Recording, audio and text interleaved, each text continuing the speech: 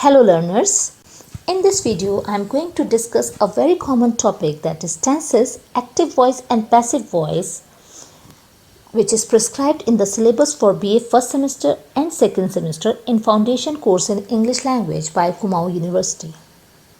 Now this is a very common topic which you have been learning since your school days. So why am I covering this topic here?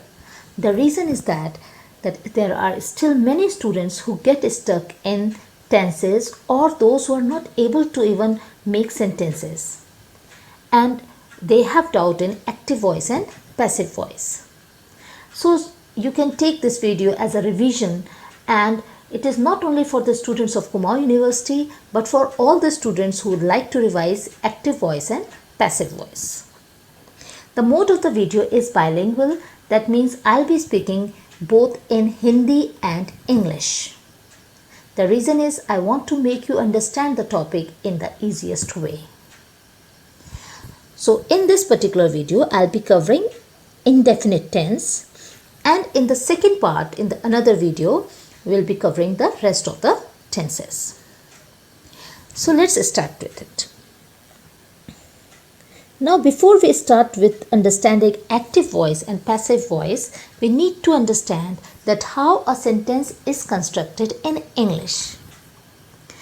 In English, a simple sentence is constructed by this, simply you can say an evergreen construction or a formula. That means in a sentence, first of all there is a subject, then comes verb, and then comes object. Now here we are saying that verb is an action word. Here I am talking about an action word. So if there is any action, certainly there must be a doer of that action. मतलब कि अगर हमारा sentence subject, पहली बात तो कि subject, verb और object तीन चीज़ों से मिलकर बनता है, और वर्ब का मतलब यहाँ पे मैं क्रिया की जो बात कर रही हूँ, मैं एक्शन वर्ड की बात कर रही हूँ, मतलब ऐसे शब्द जो हमें किसी काम का होने का, जिनसे पता चलता है। और अगर कोई काम हो रहा है, दैट मीन्स उसको कोई करने वाला भी जरूर होगा। सो काम को करने वाला जो व्यक्ति होता है, that person is known as a doer, जिसे हम हिंदी में कर्ता कहते हैं, right. And verb, here I am talking about action verb. और फिर उसके अलावा जो कुछ भी बचता है वो आता है आपके ऑब्जेक्ट में। सो सबसे पहले क्या आता है, जो सब्जेक्ट होता है उसकी जगह पे आता है डूअर। जो एक फॉर्मूला है, क्या है, subject plus verb plus object, इन तीनों चीज़ों को मिला के बनता है एक सिंपल सेंटेंस, जिसे हम एवरग्रीन फॉर्मूला या एक एवरग्रीन कंस्ट्रक्शन कह सकते हैं। सब्जेक्ट की जगह पे आएगा डूअर, उस काम को करने वाला व्यक्ति, मतलब कर्ता। And then comes verb. अब वर्ब में भी एक तो आपकी मेन वर्ब हो सकती है सेंटेंस में, जो मेन काम होगा, उसके साथ साथ depending on the tense there may be a helping verb, आपकी एक हेल्पिंग वर्ब भी हो सकती है, ठीक, एक या एक से ज़्यादा भी हेल्पिंग वर्ब हो सकती हैं। And then comes object. So object में क्या आता है आपका, affected thing, affected person and rest of the things. Affected thing का मतलब क्या होता है, प्रभावित वस्तु। अफेक्टेड पर्सन मीन्स प्रभावित व्यक्ति, और रेस्ट ऑफ द थिंग्स का मतलब बाकी बची हुई चीज़ें। एक बार इसको समझते हैं। जो आपका वर्ब है, मतलब जो क्रिया है, उसको करने वाला व्यक्ति तो कहलाएगा कर्ता, means doer, and that would come at the place of subject. फिर नेक्स्ट आती है आपकी वर्ब, जिसमें हेल्पिंग वर्ब होगी और मेन वर्ब होगी। सॉरी, मैंने यहाँ पे 2 बार मेन वर्ब लिख दिया है, ठीक है, स्लाइड में। And then comes object. अब ऑब्जेक्ट में क्या क्या चीज़ें आ सकती हैं, अफेक्टेड पर्सन मतलब प्रभावित व्यक्ति, मतलब उस कार्य का जो वर्ब हुई है उसका किस व्यक्ति पर प्रभाव पड़ा है, वो आ सकता है, हो सकता है सेंटेंस में। अफेक्टेड थिंग भी हो सकती है, मतलब उस काम का, उस वर्ब का किस चीज़ के ऊपर असर हुआ है, या फिर बाकी बची हुई चीज़ें, जो कुछ भी सेंटेंस में बचा है वो सब कुछ ऑब्जेक्ट में, रेस्ट ऑफ द थिंग्स में आ जाएगा। अब ये ज़रूरी नहीं कि हर सेंटेंस में अफेक्टेड थिंग हो या अफेक्टेड पर्सन हो या रेस्ट ऑफ द थिंग्स हो, ठीक। और ऐसा ज़रूरी भी नहीं कि हमेशा ऑब्जेक्ट हो सेंटेंस में, ठीक। केवल सब्जेक्ट प्लस वर्ब वाला सेंटेंस भी हो सकता है। अब यहाँ पे हम जरा इसके एग्जाम्पल्स देखते हैं। Let's see some examples. जैसे मैम टीचेस अस इंग्लिश, इसको समझते हैं। काम क्या हो रहा है, हुआ है यहाँ पे टीच करने का। मैम हमें इंग्लिश पढ़ाती हैं, तो what is the verb? The verb is teaches. काम क्या है? पढ़ाने का। कौन पढ़ाता है? Who is the doer? आप पढ़ाते हैं मैम को या मैम पढ़ाती हैं आपको? मैम पढ़ाती हैं। So ma'am is the doer. तो डूअर जो है वो कहाँ आ गया? सब्जेक्ट की जगह पे। फिर आ गया वर्ब टीचेस। अब अस और इंग्लिश क्या है? ऑब्जेक्ट है, जिसमें अस क्या है? Affected person. पढ़ाने का असर किसके ऊपर हुआ? कौन लोग उससे प्रभावित होते हैं? अस, हम। सो और इंग्लिश क्या हो गया? Affected thing. So ma'am teaches us English, ठीक। Now let's take another example. Rohan is playing football. काम क्या हो रहा है? खेल रहा है। रोहन फुटबॉल खेल रहा है, तो खेलने का काम। और कौन खेल रहा है? करता कौन है? काम करने वाला व्यक्ति कौन है? Who is the doer? Rohan is the doer. So Rohan has come at the place of subject. और खेलने का प्रभाव किस चीज के ऊपर पड़ा है? फुटबॉल। तो फुटबॉल क्या हो गया आपका? Affected thing. Priya has visited the Taj Mahal. तो यहाँ पे विजिट मेन वर्ब है, उसको किसने किया? हैज आपका हेल्पिंग वर्ब है, विजिटेड मेन वर्ब है। इससे पहले वाले एग्जाम्पल में प्लेइंग मेन वर्ब था और इज हेल्पिंग वर्ब है। प्रिया को किसने विजिट किया ताजमहल? प्रिया ने। So who is the doer? Priya. तो प्रिया आ गई सब्जेक्ट की जगह पर, और उस विजिट करने का प्रभाव किस चीज पर पड़ा? द ताजमहल, वो हो गया अफेक्टेड थिंग, ये आ गया आपका ऑब्जेक्ट में। So we see that a sentence is constructed by three things, that is subject plus verb plus object, and at the place of subject comes doer। अगर ये ऐसा सेंटेंस है जिसमें वर्ब एक्शन वर्ब है, तो वहाँ पर जो काम को करने वाला व्यक्ति होगा वो आपका आएगा सब्जेक्ट की जगह पर, और फिर आएगी वर्ब, और वर्ब की जगह पे हेल्पिंग वर्ब और मेन वर्ब, या केवल डिपेंडिंग ऑन द टेंस के हिसाब से वर्ब लगेगी। एंड देन कम्स ऑब्जेक्ट, जिसमें अफेक्टेड थिंग हो सकता है, पर्सन हो सकता है, और जो कुछ भी बचा कुचा है सेंटेंस में, rest of the things that they all come at the place of object. Now such sentences in which a doer comes at the place of subject, they are known as sentences in active voice. ऐसे sentence जिनमें काम को करने वाला जो व्यक्ति है doer, वो सब्जेक्ट की जगह पर आता है, तो वो सेंटेंस आपके कहलाते हैं एक्टिव वॉइस के सेंटेंस। आपको ये नहीं, कई स्टूडेंट्स ऐसे याद समझ लेते हैं कि सब्जेक्ट है तो ये एक्टिव वॉइस है। सब्जेक्ट तो हमेशा ही होगा सेंटेंस में, बट उस सब्जेक्ट की जगह पर कौन आ रहा है? Who is taking the place of subject? Doer. Doer उस जगह पर आ रहा है। काम को करने वाला व्यक्ति अगर सेंटेंस में सब्जेक्ट की जगह पर है, then such sentence is known as sentence in active voice. अब आगे देखते हैं। कंस्ट्रक्शन सेम रहेगी, subject plus verb plus object, लेकिन अगर सब्जेक्ट की जगह पर आएगा अफेक्टेड थिंग और अफेक्टेड पर्सन, तो और फिर उसके बाद आएगी वर्ब, और जो आपका ऑब्जेक्ट है उस जगह वहाँ चला जाएगा डूअर बाय लगा के, और बाकी जो कुछ भी बचा कुछ है वो सब सेंटेंस में सब ऑब्जेक्ट में आएगा। तो ये सेंटेंस कहलाएगा आपका पैसिव वॉइस। अब बहुत सारे स्टूडेंट्स इसको ऐसे याद कर लेते हैं कि सब्जेक्ट को ऑब्जेक्ट बना देना है, ऑब्जेक्ट को सब्जेक्ट बना देना है। आपको ऐसा याद नहीं करना है। अगर आप ऑब्जेक्ट को सब्जेक्ट बना देंगे तो आप ऑब्जेक्ट में तो बहुत सारी चीज़ें होती हैं, उसमें टाइम हो सकता है, जगह हो सकती है, आप पूरा ऑब्जेक्ट ला के आगे नहीं रखेंगे। आपको केवल क्या लाना है आगे? अफेक्टेड थिंग या अफेक्टेड पर्सन। मतलब उस काम का जो वर्ब थी सेंटेंस में, उसका असर जिस व्यक्ति प्रभावित व्यक्ति या प्रभावित वस्तु पे हुआ, अगर वो अब सब्जेक्ट की जगह पर आ गया आगे, और जो डूअर है वो ऑब्जेक्ट की जगह पे चला गया बाय लगा के, तो वो और बाकी बचा कुछ सेंटेंस वो आपका कहलाता है sentence in a passive voice. अब बात यह है कि हम पैसिव वॉइस में सेंटेंस क्यों बनाएं।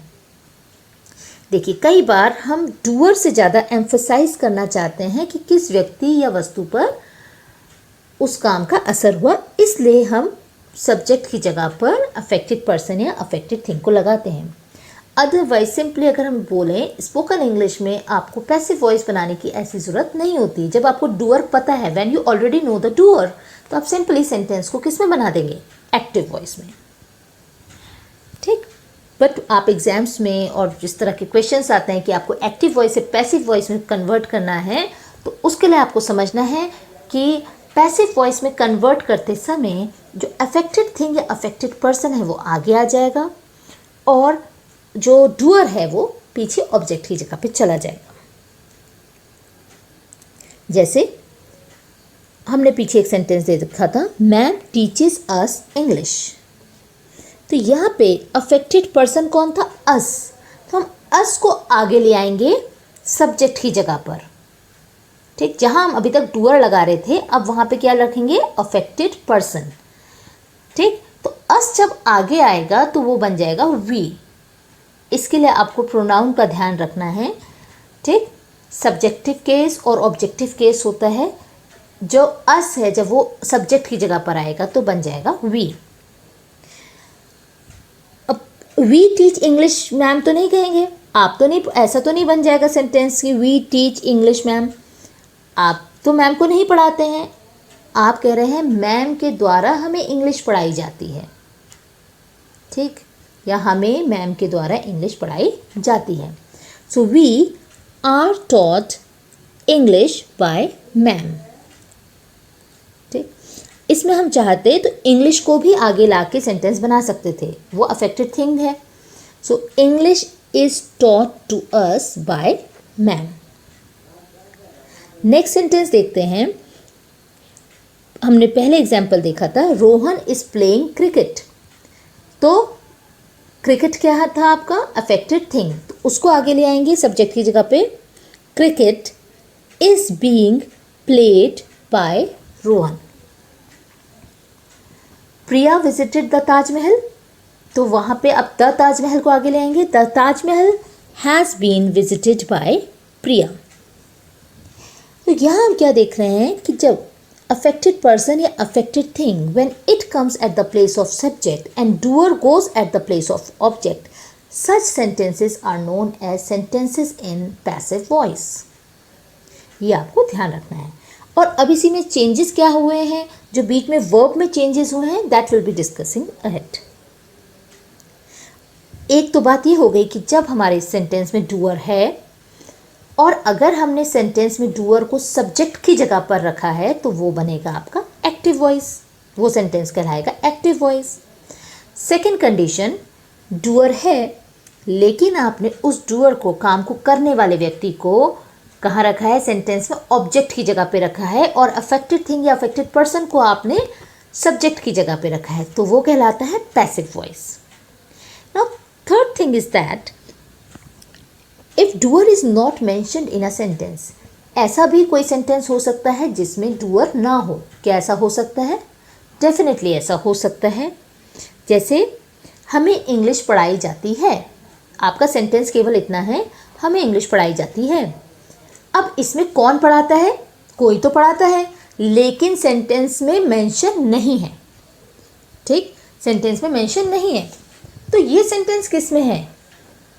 इसमें तो आपके पास डूअर है ही नहीं, मेंशन ही नहीं किया गया। So definitely this sentence is also in passive voice. वो भी इसी तरह बनेगा, वी आर टॉट इंग्लिश। देखिए अफेक्टेड थिंग क्या, अफेक्टेड पर्सन कौन है? हम। वो सब्जेक्ट की जगह पर आ गया क्योंकि डूअर तो है ही नहीं, और फिर आ गई आपकी वर्ब आर टॉट, और फिर आ गया अफेक्टेड थिंग इंग्लिश। क्रिकेट खेला जा रहा है, क्रिकेट खेला जा रहा है। अब कौन खेल रहा है सेंटेंस में मेंशन नहीं है, भाई कोई तो खेल रहा है, करता तो होगा, डूअर तो होगा कोई, but it is not mentioned in a sentence. तो केवल हमारा सेंटेंस केवल क्या है, cricket is being played. So again doer is not mentioned in a sentence. So such sentences are also in passive voice, क्योंकि हमारा जो सेंटेंस का जो सब्जेक्ट है वो क्या है, अफेक्टेड थिंग और अफेक्टेड पर्सन। सो ये भी आपका किस में है, सेंटेंस पैसिव वॉइस में है। तो कभी एक वजह तो ये होती है कि हमें एक्टिव से पैसिव में कन्वर्ट करना होता है, वो पैसिव वॉइस तो है ही सेंटेंस में, लेकिन कई बार हमारी मजबूरी होती है कि हमें सेंटेंस पैसिव में ही बनाना पड़ता है, because we do not know who is the doer और the doer is not mentioned in the sentence. तो यहाँ तक मैं उम्मीद करती हूँ कि आपको समझ आया होगा। I hope you have understood it that what is the difference between active voice and passive voice, क्योंकि पहले इसको समझ लेना ज़रूरी है, तभी आप आगे जो टेंसेस हैं उसमें इसको अप्लाई कर पाएंगे और इसे समझ पाएंगे। So if the doer is eight the place of subject the sentence is in active voice, और अगर डूअर आपको ऑब्जेक्ट की जगह पर है और अफेक्टेड थिंग और पर्सन सब्जेक्ट है तो वो पैसिव वॉइस है। या अगर डूअर सेंटेंस में है ही नहीं और अफेक्टेड थिंग और पर्सन सब्जेक्ट की जगह पर है, so again that is a passive voice. So when we change a sentence from active voice to passive voice, we need to understand that I have already explained कि subject और object की जगह पे क्या change होगा, but third thing is the change in verb. अब यहाँ तक तो ज़्यादातर स्टूडेंट्स कर लेते हैं कि अफेक्टेड थिंग पर्सन को इधर ले आना है और डूअर को बाय लगा के पीछे ले आना है ऑब्जेक्ट की जगह पर प्रॉब्लम आती है कि वर्ब में भी कुछ चेंजेस होंगे, जो क्रिया है उसमें कुछ चेंजेस होते हैं। तो वो क्या चेंजेस होते हैं, यहाँ पे हमें हेल्प लेनी होती है बी की forms. Be is a helping verb, ठीक, उसकी फॉर्म्स की हमें एज अ हेल्पिंग वर्ब यहाँ पे मदद लेनी होती है। और जो हमारे सेंटेंस में मेन वर्ब होगा that converts into its third form. इस बात को आपको ध्यान रखना है।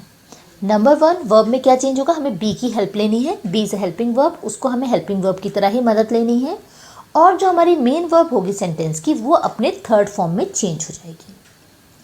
अब बात करते हैं कि बी की फॉर्म्स क्या होती हैं। So be is a base form, be base form है जिससे बाकी फॉर्म्स आई हैं।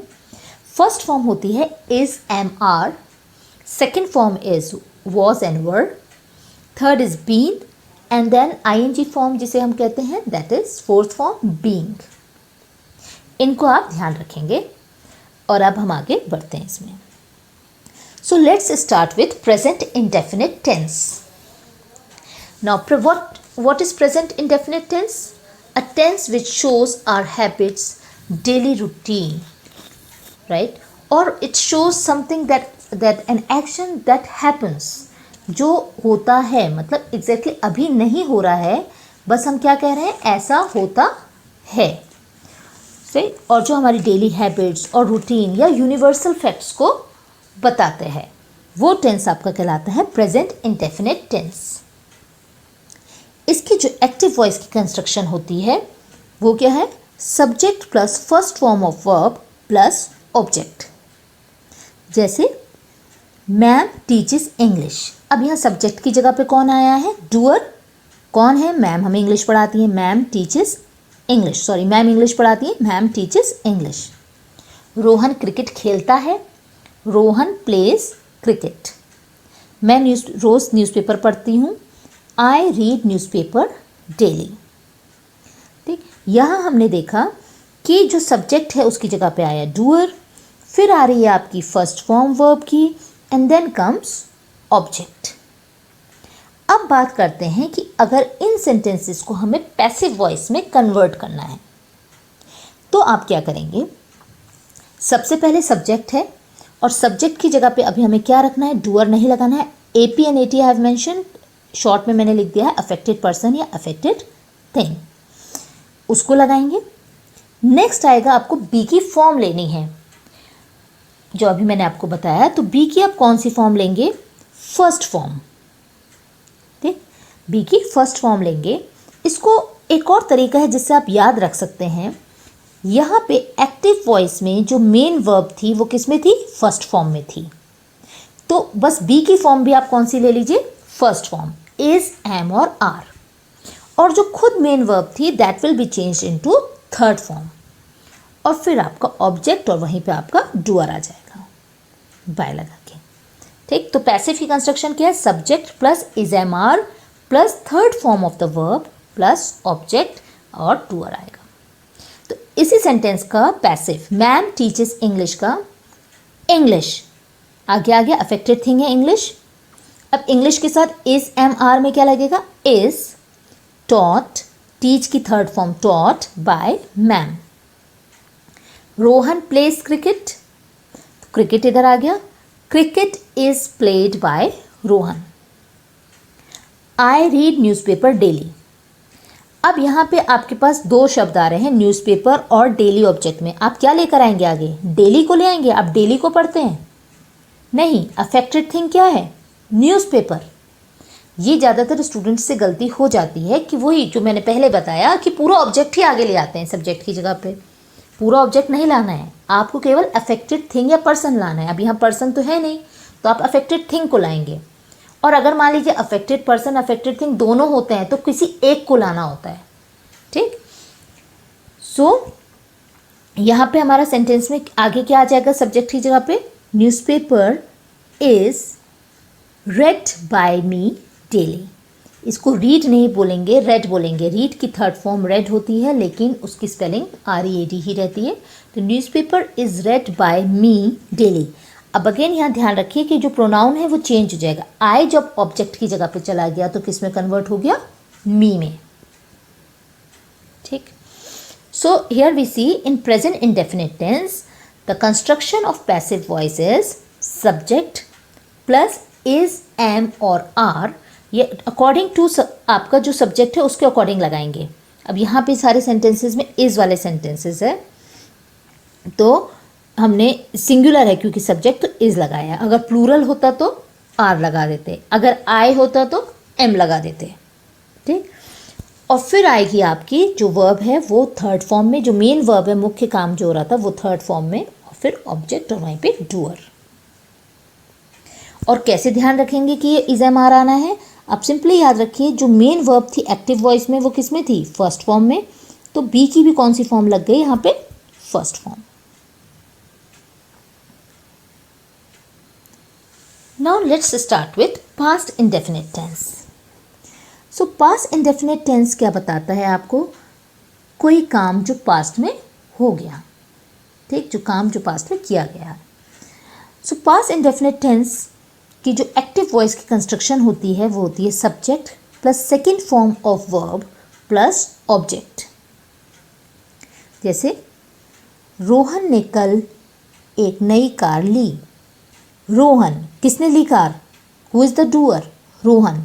Rohan bought a new car yesterday. उसने मुझे नया पेन दिया। ही, किसने दिया, उसने। ही gave me a new pen. तुमने मेरा मोबाइल चुराया।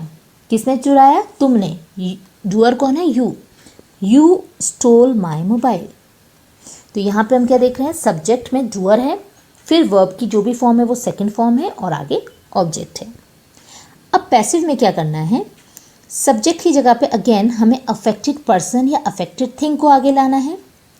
और यहाँ पे हमें बी की कौन सी फॉर्म की हेल्प लेनी है, वॉज या वर, सेकेंड फॉर्म की। आप फिर से इसको ऐसे याद रख सकते हैं कि जो मेन वर्ब थी एक्टिव वॉइस में वो किस में थी, सेकेंड फॉर्म में। तो जो वॉज और बी की जो भी फॉर्म आएगी वो कौन से आएगी, वॉज और वर। और जो खुद मेन वर्ब थी वो किस में कन्वर्ट हो जाएगी, थर्ड फॉर्म में, और बाकी फिर ऑब्जेक्ट और डूअर। अब तो यहाँ पे Rohan bought a new car yesterday, तो इसमें अफेक्टेड थिंग क्या है, अ न्यू कार। रोहन ने यस्टरडे को नहीं खरीदा कि आप यस्टरडे आगे ले आए, रोहन ने किसको खरीदा है, कार को। तो कार क्या है, car is an affected thing. Car आगे आ गया, a new car, car singular है तो उसके साथ वॉज। बाय की सेकेंड फॉर्म बॉट होती है और थर्ड फॉर्म भी बॉट ही रहती है। तो a new car was bought by Rohan yesterday. ठीक, he gave me a new pen. अब यहाँ पे दोनों हैं, अफेक्टेड पर्सन भी है और अफेक्टेड थिंग भी है. डूअर तो ही है, मी कौन हो गया, अफेक्टेड पर्सन, प्रभावित व्यक्ति, और न्यू पेन क्या हो गया, अफेक्टेड थिंग, प्रभावित वस्तु. तो आपके पास चॉइस है, आप मी को भी आगे लगा के बना सकते हैं सेंटेंस और पेन को भी लगा सकते हैं आगे, जिस पर आप ज़्यादा एम्फोसाइज करना चाहते हैं उस हिसाब से. तो अगर मी आगे आएगा तो क्या होगा, I was given a new pen by him, या फिर a new pen was given to me by him. ठीक, then you stole my mobile. ठीक, तो अफेक्टेड थिंग क्या है, my mobile. My mobile was stolen by you. अब यहाँ पे कोई प्लूरल का सेंटेंस होता तो वहाँ पे आप, अगर सब्जेक्ट प्लूरल होता, मीन्स अगर सब्जेक्ट प्लूरल होता तो वॉज की जगह वर आ जाता. ठीक, जैसे एक एग्जाम्पल ले लेते हैं, ma'am called students. Ma'am called students, तो स्टूडेंट्स आगे आ गया, affected person. Students were called by ma'am. तो हम देखते हैं कि इस तरह से पास्ट इंडेफिनिट टेंस का पैसिव वॉइस बनेगा. Now let's see future indefinite tense. Future indefinite tense आपको क्या बताता है, फ्यूचर में जो काम होगा. ठीक, फ्यूचर पॉइंट ऑफ टाइम में कोई काम होगा. इसकी जो एक्टिव वॉइस की कंस्ट्रक्शन होती है, that is subject plus will और शैल, जिसमें आई और वी के साथ शैल और बाकी सबके साथ विल लगता है, plus base form of verb. Generally books में फर्स्ट फॉर्म लिखा होता है तो स्टूडेंट्स कंफ्यूज हो जाते हैं, क्योंकि फर्स्ट फॉर्म में हमेशा दो फॉर्म्स होती हैं, जैसे गो गोज, कम कम्स. तो आपको उसको बेटर है आप याद रखिए, बेस फॉर्म होती है. बेस फॉर्म क्या है, वो फॉर्म जिससे सारी फॉर्म्स आई हैं, मतलब उसमें कुछ S E S I S I D E D I D कुछ नहीं लगा है. ठीक, जो बेस है शब्द जिससे बाकी सारे शब्द बने हैं. हमेशा विल और shall, because they are modal verbs, they are always followed by base form of the verb plus object. Priya तुम्हें कॉल करेगी, प्रिया विल कॉल यू. तो कौन कॉल करेगा, प्रिया. प्रिया डूअर है, प्रिया आ गई, प्रिया के साथ विल लग गया. कॉल बेस फॉर्म है, मतलब उसमें कुछ एस ई एस नहीं लगाना है. And you affected person. मैं नई कार खरीदूंगा, I shall buy a new car. तुम्हें यह ड्रेस पसंद आएगी, you will like this dress. अब आ जाते हैं पैसिव वॉइस की तरफ. So in passive voice rule वही याद रखना है कि सब्जेक्ट की जगह पर आएगा आपका अफेक्टेड पर्सन और अफेक्टेड थिंग. सॉरी, यहाँ डूअर नहीं आएगा, ये इधर से आ गया है स्लाइड में. अफेक्टेड पर्सन और अफेक्टेड थिंग सब्जेक्ट की जगह पर आएगा. विल और शैल अपनी जगह पर ही रहेंगे क्योंकि वो फ्यूचर बता रहे हैं. ठीक, लेकिन उनमें भी कुछ चेंजेस हो सकते हैं डिपेंडिंग ऑन द सब्जेक्ट. अभी हम इसे देखेंगे. फिर आपकी आएगी, हमें किसकी हेल्प लेनी होती है हमेशा, बी की फॉर्म्स. पैसिव बनाने के लिए क्या लेना पड़ता है, बी की फॉर्म्स. तो बी की कौन सी फॉर्म आएगी, base form. That means be आएगा, क्योंकि अभी मैंने आपको बताया कि विल और शैल मॉडल वर्ब्स हैं और उनके तुरंत बाद जो भी नेक्स्ट वर्ब होती है वो अपने बेस फॉर्म में आती है. तो यहाँ पे इसीलिए मैंने बेस फॉर्म लिखा है, फर्स्ट फॉर्म नहीं लिखा. अगर फर्स्ट फॉर्म लिखा होता तो आप कंफ्यूज हो जाते और आप कहते कि यहाँ इज एम आर आएगा. नो, विल और शैल के बाद क्या आएगी, बी आएगी, which is the base form, plus the main verb will be converted to third form. जो मेन वर्ब है वो थर्ड फॉर्म में बदल जाएगी, एंड ऑब्जेक्ट और वहीं पे बाय डूअर. तो अब सेंटेंस देखते हैं. Priya will call you. Affected person कौन है, यू. यू आ गया. यू विल, यू के साथ तो विल ही आता है. You will be called, call की third form called by Priya. I shall buy a new car. So अब अ न्यू कार आगे आ गया. अ न्यू कार के साथ आप शैल तो नहीं लगाएंगे. अ न्यू कार के साथ आप क्या लगाएंगे, विल, क्योंकि अब सब्जेक्ट हमारा क्या, अ न्यू कार. जब आए था सब्जेक्ट तो हमने शैल लगाया, लेकिन अब अ न्यू कार है सब्जेक्ट तो क्या लगेगा, will. A new car will be, by की third form bought by me. You will like this dress का? This dress will be liked by you. So हमने यहाँ देखा कि यहाँ इस स्लाइड इस वीडियो में हमने डिस्कस किया that how to convert a sentence from active voice to passive voice in indefinite tense. First of all, you need to remember that what is the difference between active voice sentence and passive voice sentence. जैसे आप simply आप ये याद रखिए कि active voice के sentence में doer जो है सब्जेक्ट की जगह पर आता है और पैसिव वॉइस की सेंटेंसेस में अफेक्टेड पर्सन या अफेक्टेड थिंग वो सब्जेक्ट की जगह पे आएंगे और डूअर कहाँ चला जाएगा, ऑब्जेक्ट की जगह पर. And then there are some changes in verbs.